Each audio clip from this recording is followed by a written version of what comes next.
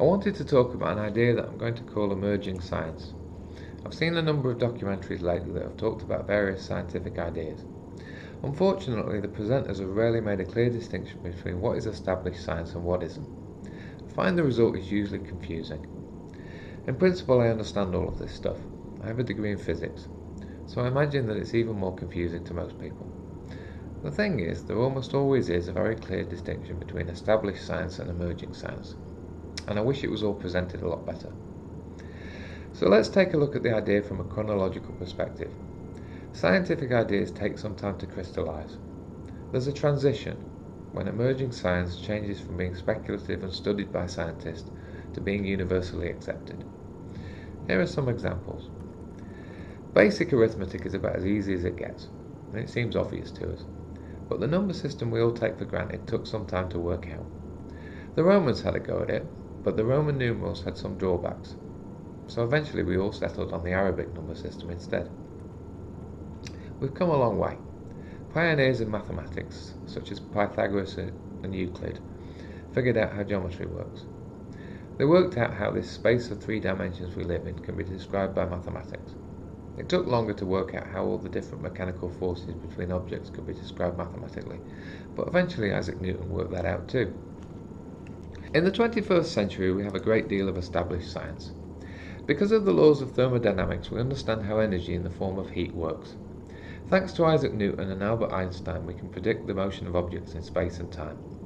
People like Michael Faraday and James Clerk Maxwell helped us to understand electricity and magnetism. And in recent times, quantum mechanics and cosmology have given us scientific theories of the very large and the very small.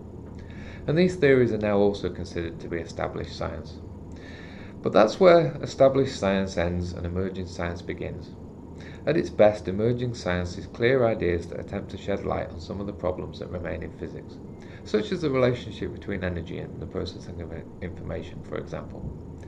At its worst, emerging science seems like a whole lot of philosophical nonsense that doesn't make any sense. I'm going to talk a little bit about one aspect of emerging science that is especially confusing. Recently, scientists have introduced the concepts of dark matter and dark energy.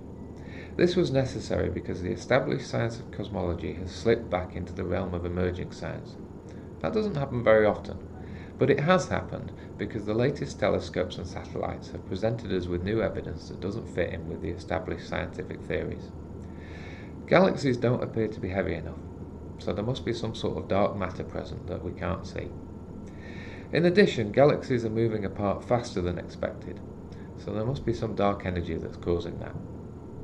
But this is really all just speculation, until the scientific theories can be worked out further or new evidence can be found to support the ideas. One of the things that makes science really important is that science not only provides benefits to our way of life, it also helps us to understand the world.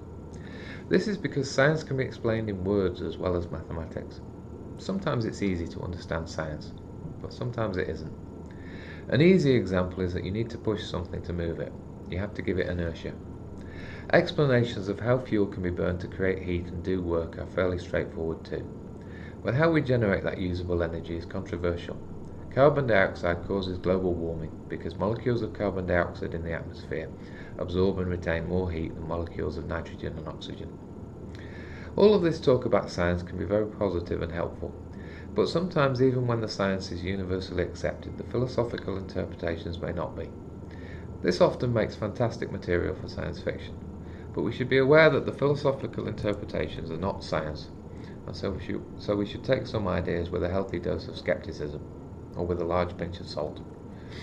I'm thinking of interpretations of quantum mechanics, and talk of black holes and time travel, for example.